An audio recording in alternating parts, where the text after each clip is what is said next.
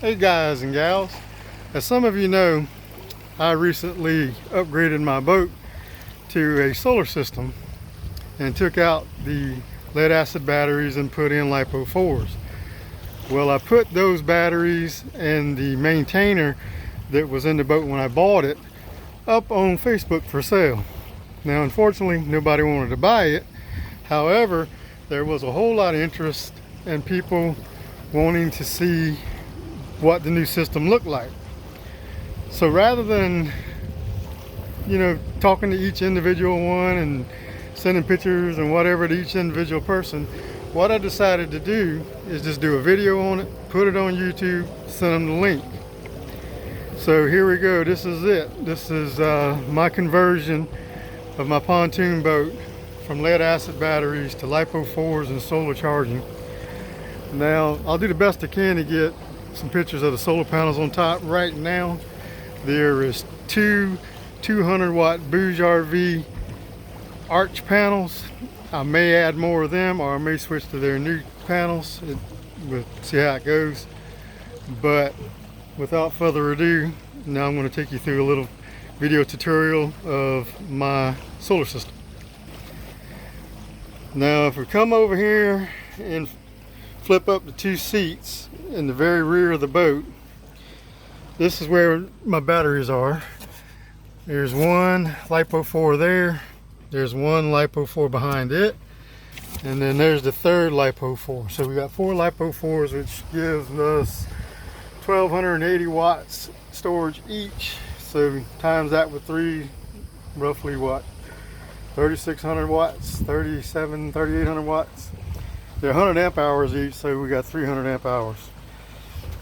Now they're wired to this switch here, and in selection 2, all the accessories, fish finder, refrigerator, grill, everything runs off of just the lipo4s. And setting 1, they run off of everything, or the lead acid battery, excuse me. Yeah, on 1 it runs off of the lead acid battery, and then on 1 and 2, of course, it combines the lead acid and the lithium, which charges everything. I got a little distracted a minute ago because somebody come by on a boat pulling a tube with a little kid on it. But anyhow, looked like they were trying to kill the kid. Then on the other side, which would be the drive behind the driver's seat, is a BougeRV 2000 watt inverter. And of course, you know what that does. It takes the 12 volts and magically transforms it into 120 volts AC.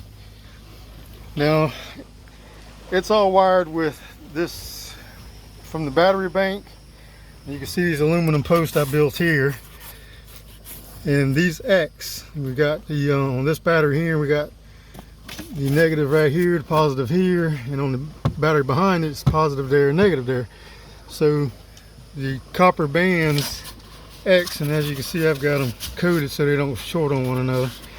But those two strap together to make the unit more secure.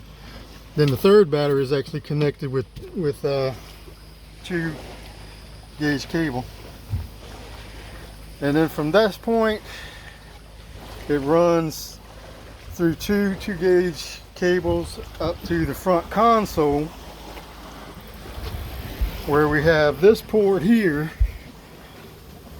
and this is my accessory port. Right now I got my adapter to refill my scuba tank, but we got a 125 amp or 120 amp service here, and then inside here we've got our BougeRV MPPT controller, if you can see that and hear me with the phone stuck up in there. And that is the compressor to refill the scuba tank. So then moving right along on the top, and this is the only thing that ain't permanent, is these panels. I've got them wired right now, or not really wired, but secured with wire, electric fence wire.